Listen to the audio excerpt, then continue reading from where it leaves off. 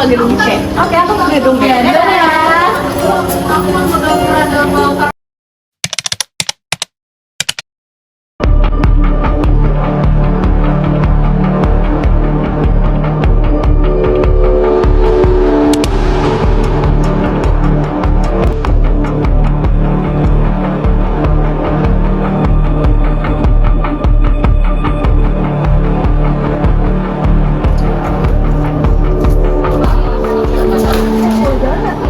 Lu yang salah, kamu yang nyolot.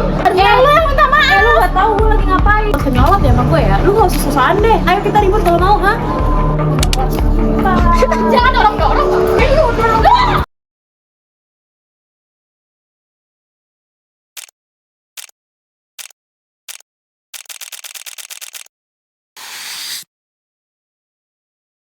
So, what are value and why do they matter?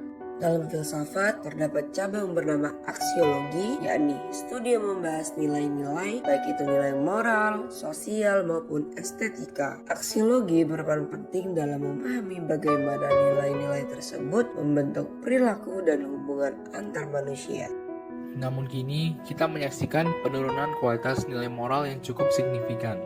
Penelitian menunjukkan bahwa sekalipun pendidikan formal berkembang, tidak serta-merta diiringi dengan peningkatan kualitas moral. Fenomena seperti penyebaran hoaks, kecurangan, dan hilangnya rasa hormat menjadi gejala umum dari degradasi ini.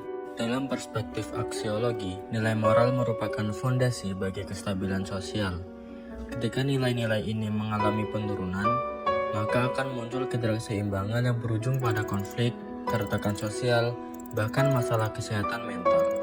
Salah satu bentuk nyata degradasi nilai terlihat dari pola interaksi antara orang tua dan anak, serta antara mahasiswa di lingkungan kampus. Rasa hormat, sopan santun, dan tanggung jawab sosial seringkali terabaikan.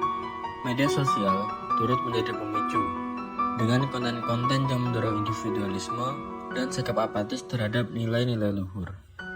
Kesopanan, sebagai salah satu nilai moral utama, telah lama menjadi bagian dari norma sosial kita. Ia lahir dari tradisi, ajaran agama, dan pendidikan, serta bertujuan menjaga harmoni dalam hubungan antar manusia. Lalu, apa yang dapat dilakukan untuk mengatasi krisis ini? Yang pertama yaitu penguatan pendidikan moral sejak dini. Pendidikan tidak hanya menanamkan ilmu, tetapi juga karakter. Yang kedua yaitu peran aktif orang tua. Bimbingan dan keteladanan sangat diperlukan dalam membentuk nilai anak. Yang ketiga, pengelolaan media sosial secara bijak. Generasi muda perlu dibekali kemampuan berpikir kritis dan selektif terhadap informasi. Yang keempat, penerapan nilai-nilai aksiologi dalam kebijakan kampus. Lingkungan akademik yang etis akan melahirkan individu yang bertanggung jawab. Hans Jonas, seorang filsuf aksiologi, menekankan pentingnya prinsip tanggung jawab dalam setiap tindakan manusia. Kita semua, baik sebagai individu maupun sebagai bagian dari masyarakat, memiliki tanggung jawab untuk menjaga nilai-nilai ini demi generasi mendatang. Dengan mempelajari aksiologi, kita tidak hanya memahami apa yang dianggap baik, dan tetapi juga mengapa nilai-nilai tersebut penting, dan bagaimana kita menerapkannya dalam kehidupan sehari-hari.